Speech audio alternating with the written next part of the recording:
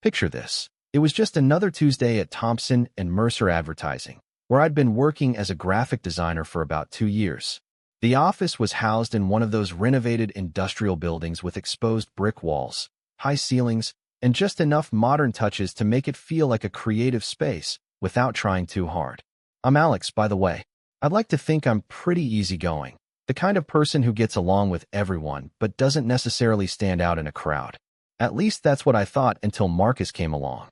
Marcus joined our team about 6 months ago as a copywriter, and from day one, he was impossible to ignore. He had this infectious energy that seemed to transform the atmosphere of any room he entered. Dark, curly hair that was always perfectly styled, warm brown eyes that crinkled at the corners when he laughed, and a smile that could honestly light up our entire floor. But what really set Marcus apart was his personality. Confident without being arrogant, funny without trying too hard, and just flirtatious enough to make you wonder if he was actually interested or if that was just his natural way of interacting with everyone. Let me set the scene a bit more.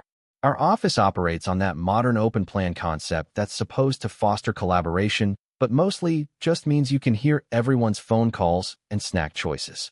My desk was positioned near the large windows overlooking the city, which was a coveted spot. I'd earned it after my successful campaign for Riverdale Organic Foods went viral last year. Marcus sat about 20 feet away, close enough that we could easily make eye contact, but far enough that any conversation required an intentional effort. From the beginning, there was something between us, a spark, a connection, whatever you want to call it. We'd find ourselves in the break room at the same time, both reaching for the coffee pot.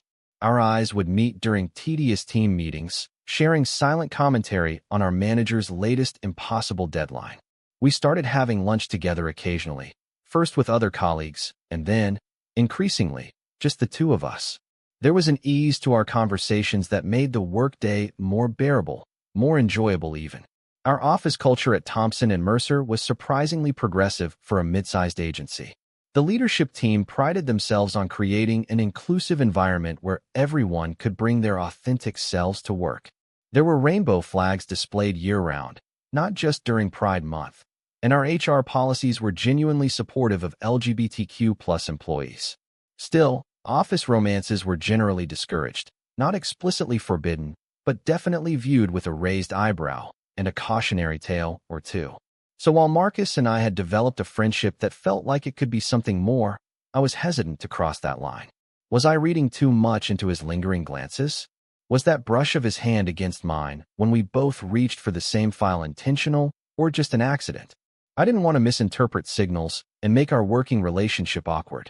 Plus, I'd been burned before by assuming someone's flirtation meant more than it did. The day everything changed started like any other. It was a Wednesday morning in early October, when the weather was just starting to turn crisp.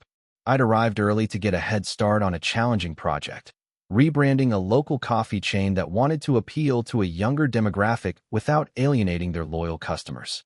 I was so absorbed in my work that I barely noticed the office gradually filling up around me. I was deep in the zone, headphones on, working on logo variations when I sensed someone approaching my desk. Looking up, I saw Marcus standing there, 2 coffee cups in hand, wearing that smile that always made my stomach do a little flip. He was dressed in dark jeans and a light blue button-down that brought out the warmth in his complexion. I pulled my headphones off and returned his smile. "Thought you might need this," he said, placing one of the cups on my desk. "You've been staring at that screen so intensely I was worried you might burn a hole through it." "My hero," I replied, gratefully accepting the coffee. "How did you know exactly what I needed?" "I'm observant," he said with a wink. "Plus, you get this little crease between your eyebrows when you're concentrating. It's cute, but also a clear sign that caffeine is required." I felt a blush creeping up my neck at the casual compliment. This was typical Marcus, saying things that could be interpreted as friendly or flirtatious, leaving me constantly guessing. We chatted for a few minutes about our respective projects, the upcoming company Halloween party, and our shared disdain for the new time-tracking software the management had implemented. As our conversation wound down, I expected him to head back to his desk. Instead, he glanced around the office, which was still relatively quiet since it was early, and then, without warning, perched himself on the edge of my desk.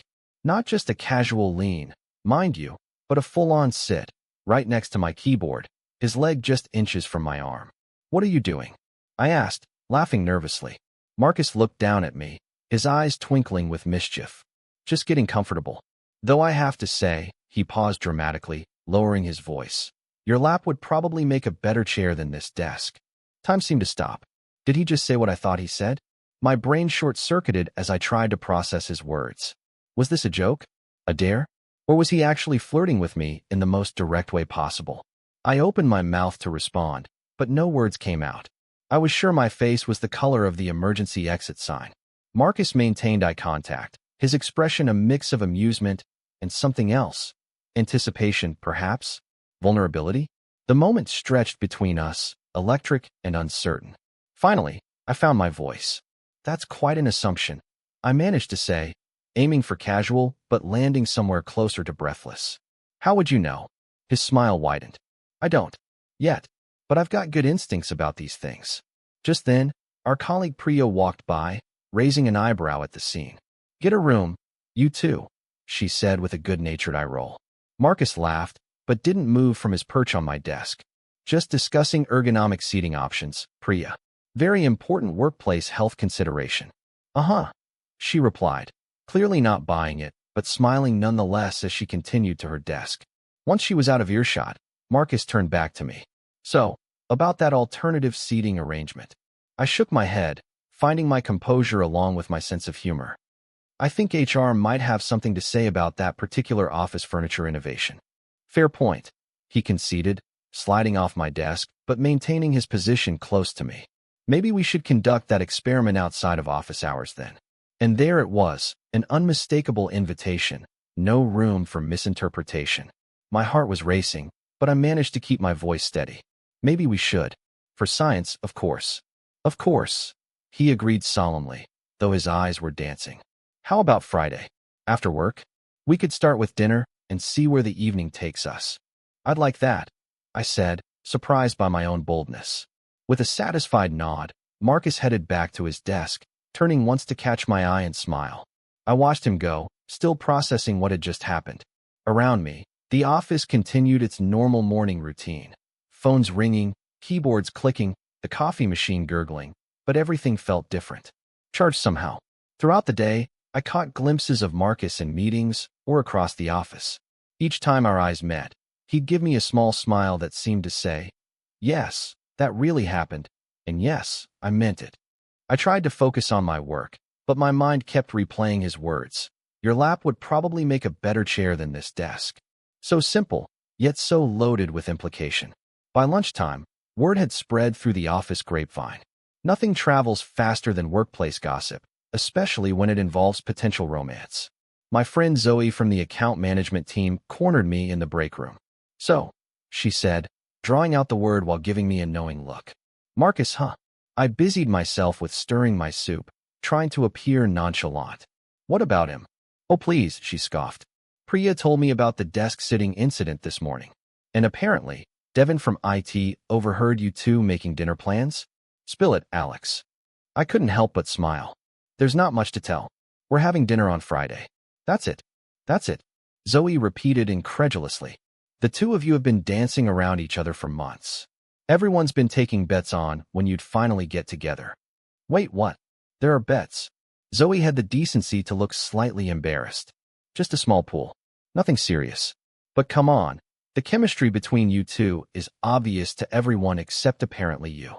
I absorbed this information, surprised that our interactions had been so transparent to our colleagues. "I didn't think it was that obvious." "It's painfully obvious," Zoe assured me. "The way you light up when he walks into a room. The way he always manages to sit next to you in meetings. The inside jokes. The lingering looks. It's like watching a rom-com in slow motion." Her words made me reconsider all those moments I'd dismissed or second-guessed. Had I been overthinking everything? Was what I thought was subtle attraction actually clear as day to everyone around us? The afternoon dragged on interminably. I had a client call at 3 that I somehow managed to get through professionally, despite my distracted state. Around 4, my phone buzzed with a text from Marcus, still thinking about alternative seating arrangements. "Can't wait for Friday." Such a simple message, but it sent a flutter through my stomach. I texted back a smiling emoji and "me too," which felt inadequate, but was all I could manage without dissolving into giddy laughter at my desk. At the end of the day, as I was packing up to leave, Marcus stopped by my desk again. "Need a ride home?" he asked casually, though there was nothing casual about the way his eyes held mine. "I usually take the subway," I replied, suddenly aware of how close he was standing. "I know," he said, "but it's raining, and my car is in the garage downstairs. Let me drive you." The gesture was thoughtful, and I found myself nodding. "Thanks, that would be great." The drive to my apartment was filled with easy conversation, punctuated by comfortable silences and the rhythmic swish of the windshield wipers. When he pulled up outside my building, there was a moment, a pause filled with possibility, where I thought he might lean over and kiss me. Instead, he reached out and squeezed my hand gently. "See you tomorrow, Alex," he said softly. "See you tomorrow," I echoed, reluctantly letting go of his hand and stepping out into the rain. The next day at work brought a new dynamic between us. Nothing overt, but there was a current of awareness, of anticipation. Marcus brought me coffee again in the morning, this time sitting in the chair beside my desk rather than on it. "Playing it safe today?" I teased. "Just building suspense," he replied with a wink. "Can't reveal all my moves at once." Throughout the day, we found excuses to collaborate on projects, to extend meetings by discussing just one more thing, to accidentally on purpose bump into each other in the hallway. Each interaction was charged with meaning, with the knowledge that something had shifted between us. Our colleagues noticed, of course.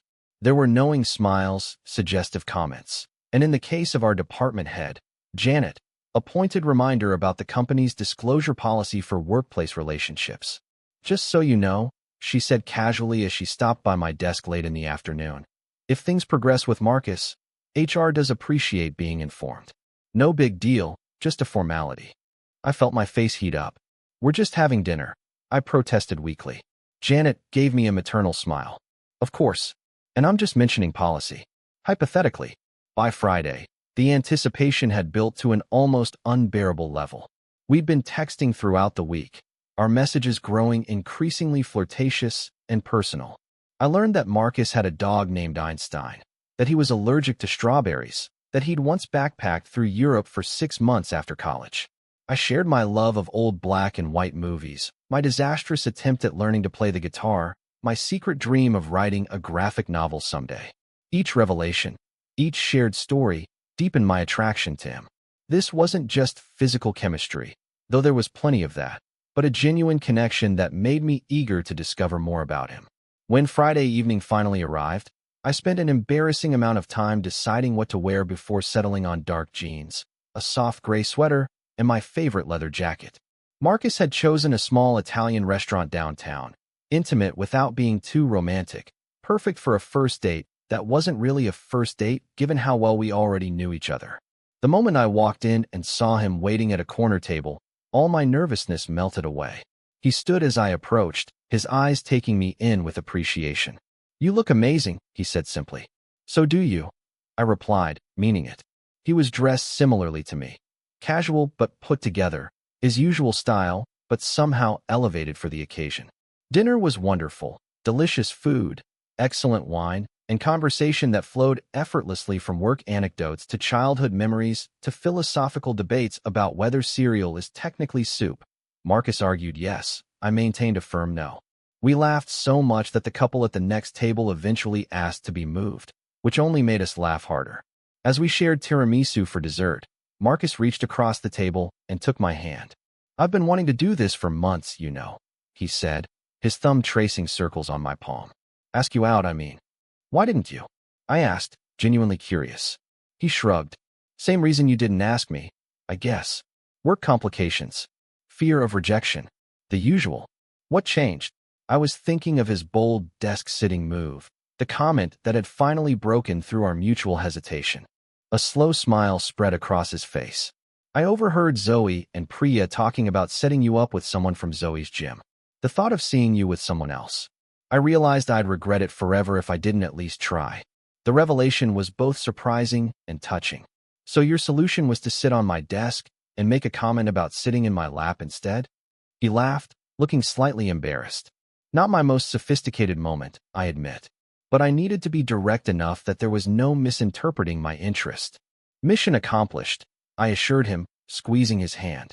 After dinner, we walked along the riverfront, the city lights reflecting on the water. The evening had turned cool, and when I shivered slightly, Marcus put his arm around me, drawing me close to his side. It felt natural, right? As if we'd been doing this for years rather than hours. We stopped at a viewpoint overlooking the water, and in the pause that followed, the air between us seemed to thicken with possibility. Marcus turned to face me, his expression serious now. "I really like you, Alex," he said softly. "And not just as a colleague or a friend. I need you to know that. I really like you too," I replied, my heart racing. "And definitely not just as a colleague." His smile at my words was brilliant, and then he was leaning in, his hand gently cupping my face as his lips met mine. The kiss was sweet and tentative at first, a question being asked and answered. Then it deepened, becoming more assured, more passionate, a perfect expression of the tension that had been building between us for months. When we finally pulled apart, both slightly breathless, Marcus rested his forehead against mine. "Worth the wait," he murmured. "Definitely," I agreed, already wanting to kiss him again. We continued our walk, now hand in hand, talking about everything and nothing. The night felt magical, suspended outside of normal time and concerns. When we eventually reached my apartment building, I didn't hesitate to invite him up. "Are you sure?" he asked, his eyes searching mine. "I'm sure," I said firmly. "We've waited long enough, don't you think?" His smile was answer enough. The weekend passed in a blur of discovery and connection. We barely left my apartment, ordering takeout when we got hungry, talking for hours, learning each other's bodies and preferences. It was intoxicating, this sudden freedom to touch, to kiss, to express the attraction we'd been suppressing for so long. By Sunday evening, as we reluctantly prepared to part ways so Marcus could go home to feed Einstein and prepare for the work week ahead, a new worry had crept into my mind. "What happens tomorrow?" I asked as we stood in my doorway. "At work, I mean." Marcus considered the question thoughtfully. "What do you want to happen?" I hesitated. "I don't want to hide us. But I also don't want to be the subject of office gossip more than we already are. How about this?" he suggested. "We don't make a big announcement, but we don't hide either. We're professional at work, but we don't pretend there's nothing between us. And we fill out that HR form Janet so subtly mentioned to you." His approach made sense, and I nodded in agreement. "That sounds perfect." He kissed me goodbye, a lingering kiss that promised more to come. "See you tomorrow, Alex." "See you tomorrow," I echoed, already looking forward to it. Monday morning arrived with a mix of anticipation and nervousness. I dressed with extra care, choosing an outfit that made me feel confident. When I arrived at the office, Marcus was already there, chatting with Devin from IT. He looked up as I entered, his face lighting up with a smile that was meant just for me. I smiled back, making my way to my desk. A few minutes later, a coffee appeared beside my keyboard, followed by Marcus leaning down to speak quietly in my ear. "Good morning. You look incredible today." "Thank you," I replied, looking up at him. "So do you." He glanced around the office, which was filling up with our colleagues, then back at me with a mischievous glint in his eye. "You know, I still think your lap would make a better chair than your desk." I laughed, shaking my head. "Maybe you'll get to test that theory. Someday. I'm counting on it," he said with a wink before heading back to his own desk. Throughout the day, I caught our colleagues exchanging knowing looks as they observed our interactions. There were a few direct questions, which we answered honestly, but without elaboration. Yes, we were seeing each other. No, it wasn't a casual thing. Yes, HR was aware. By the end of the week, the initial curiosity had died down, and our relationship had been integrated into the fabric of office life. We maintained professionalism during work hours, but no one batted an eye when Marcus kissed me goodbye at the end of the day or when we arrived together in the mornings. In the months that followed, our relationship deepened and evolved. We learned to balance our personal connection with our professional responsibilities, to support each other's work without letting our relationship interfere with our careers. There were challenges, of course. Our first disagreement about a joint project was particularly difficult to navigate, but we found that our foundation of friendship and mutual respect helped us through the rough patches. 6 months after that fateful desk-sitting incident, Marcus and I moved in together. Einstein adjusted quickly to having 2 humans instead of 1, though he insisted on sleeping between us for the first few weeks. A year later, When Thompson and Mercer won a major new client and hosted a celebration party, Marcus used the occasion to propose, getting down on one knee in front of all our colleagues who had witnessed our relationship from its beginning. Looking back now, I'm amazed at how a single moment, a bold, slightly ridiculous moment, changed the course of my life. If Marcus hadn't decided to sit on my desk that day, if he hadn't made that cheeky comment about my lap being a better chair, would we have eventually found our way to each other? Perhaps, but I'm grateful we didn't have to wait any longer than we did. They say that love often appears when you least expect it, in ways you never anticipated. In our case, it arrived with a playful comment in a busy office on an ordinary Wednesday morning. And while I never did let Marcus sit on my lap at work, HR would definitely have had something to say about that. I'm happy to report that he was right. It is indeed a better seat than my desk. But that's a story for another time. Total _char_count, 18,866.